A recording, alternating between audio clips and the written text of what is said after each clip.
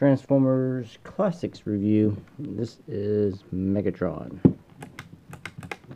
This is when they started reimagining the classic G1 characters in updated form. This is probably circa, what, 2006?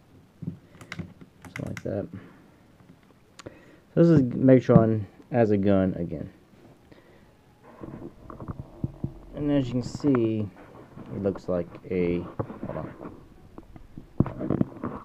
It looks like a Nerf gun. Yeah, it does have a working trigger, which is nice. So that's a nice little feature. There's front, the scope, which will turn into his arm cannon, which you can see through.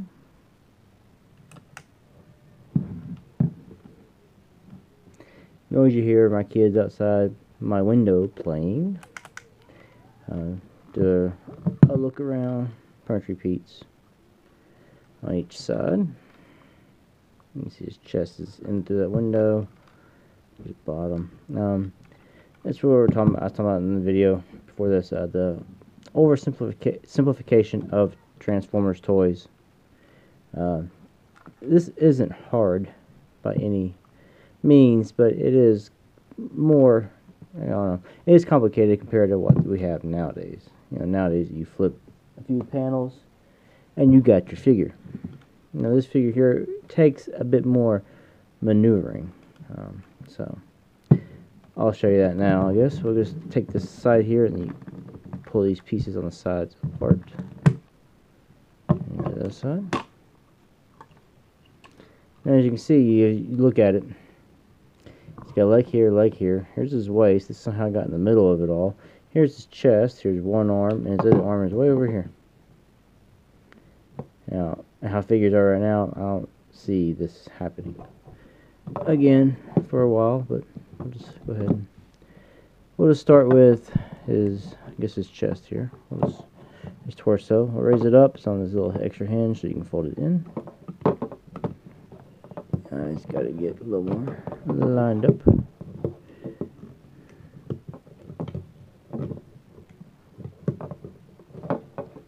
We'll come back to all of it. Oh, that's right. I got to turn it. There, now it sits. This is this arm. Comes down. Snaps into place. Then you can click the ratchets. Good, solid ratchets. Alright, this one here just comes back up, and this will just tab into the side, like so. Turn it down, turn it all the way around, bring that down. Alright, now we'll do this piece here. Just take his legs off of that, because these little pieces here hook into little grooves there. And down here just kind of sits in. This piece here will then fold up to his back, like so. And sit sideways. So what I want to do here, though, is you want to turn this piece around like so. So you get this peg piece here, so you can stick it into there and peg it in, like so. And close these together. Oh, I guess we'll just do the other one. It's supposed to go around his body like that. There you go. I probably folded that part over earlier in the transformation. And his legs, just bring them down. Straighten them out, turn them.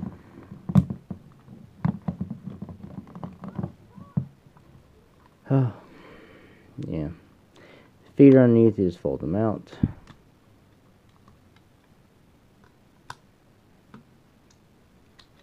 Like so. And now he will stand up gladly. And he does have that little straight up stance. He's just very straight up. try to do an A stance on him. He's very wide. It's a wide A stance. Alright. His head, I guess I need to move the camera up. He wants to fall backwards. He's got a back kibble. Let's lower this panel down. His head's right here. Bring it up. Close it. Turn this. Now, his hands are actually hiding. Just open the panel. Pull his hand out. Close the panel. Same on this hand here. Raise that up. And this piece actually push the cannon in. You should knock his hand loose a little bit. Then you can pull it out. Close that.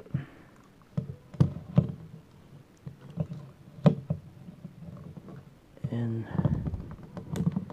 there is Megatron. Now he is a little bit back heavy here.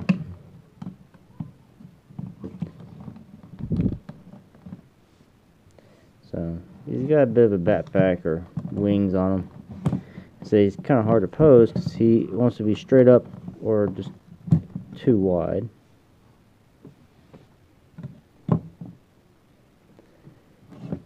Oh yeah, another thing you can do, his legs here, these little purple panels, you can grab them and they pull up. You can grab it and you just slide it up. And there you go. I want to click him out a little bit, but he's just too wide. Unless there's something I'm missing, I don't think I am.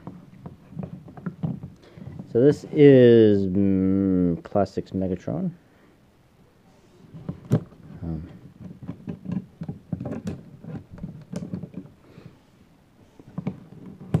The main complaint I have with this figure is just his arm cannon. There's no way to get it to the top part of his arm. You know, you can't get him to. It's always going to be on. Has to be on the side or underneath the hand. There, snap it in.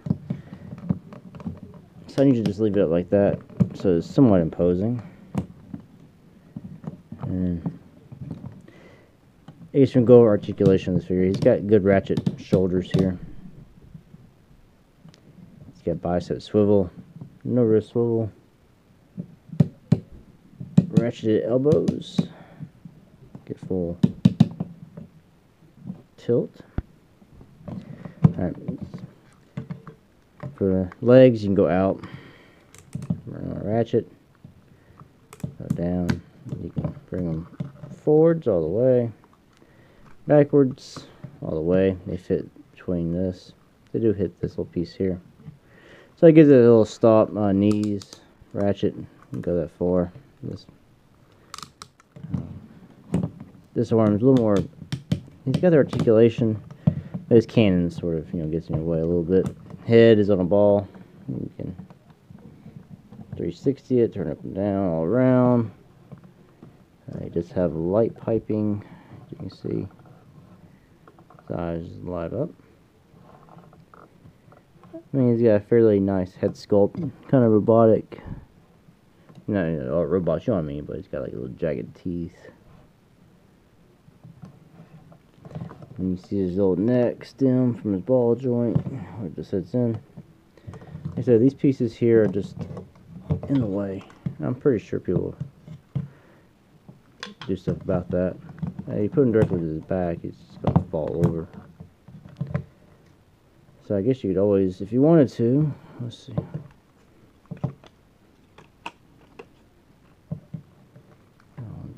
No. Alright, so that's Megatron Classics. A nice attempt at the figure. You notice he's got more less Galvatronish color scheme from the G1 toy. We'll leave him there. And we'll do a few comparisons with other Megatrons that have come out since then. This is the War for Cybertron Megatron, which is a deluxe. He's a Voyager. This one is a deluxe.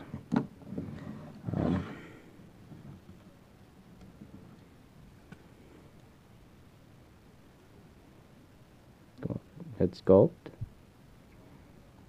Mean, menacing. Nice. He's got a sort of a complicated transformation scheme as well. Flip him over. Here is the IDW Bomber Megatron. This is, sorry, he's a little dusty. This one they started simplifying the transformations and shrinking sizes. Yes, believe it or not, these are both deluxe figures, even though this one is a good inch taller. Both deluxes.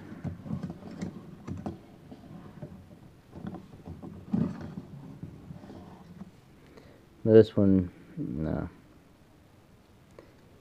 Oh. All in this because his legs fold on each other. Feels a lot lighter than this guy. He's got a little more solid head sculpt on this guy. It's nice. Comic book head sculpt. Slight head movement. Hindered a little bit by this big piece in the back. Hard to get your fingers there. And then the coup de grace. I know there's a new Titans Returns Megatron on the way. He is also, I believe, a Voyager. But Combiner Wars gave us a deluxe class. Not deluxe class, my gosh. A leader class. Megatron.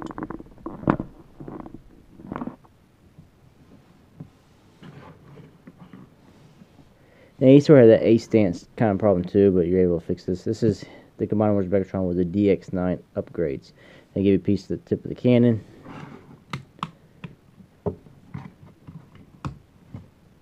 Yes, he is dusty. He's been up on the high shelf. He kind of has that thing where he can actually put his cannon on top of his arm. That's what I like, but you can't do any arm bending because of the upper arm, but yeah, you can leave it. Or you can just put it a little bit to the side, like I had it. So it allows for bending on the elbow. Which comes with his gun. The original G1 toy blade came with a gun as well. Of course, the X9's biggest drawback was the feet were humongous when you view from the side. And a little back cannon plug in that. So, side by side. This is more of a G1-esque Megatron. And with these upgrades, he fits in the masterpiece scale via height. They did give hand upgrades, but I did not put them on just because I didn't feel like messing with that. And I'm going to eventually depart with this and upgrade to either a DX9 Megatron, Make Toys Despotron, or an official Takara Masterpiece Megatron.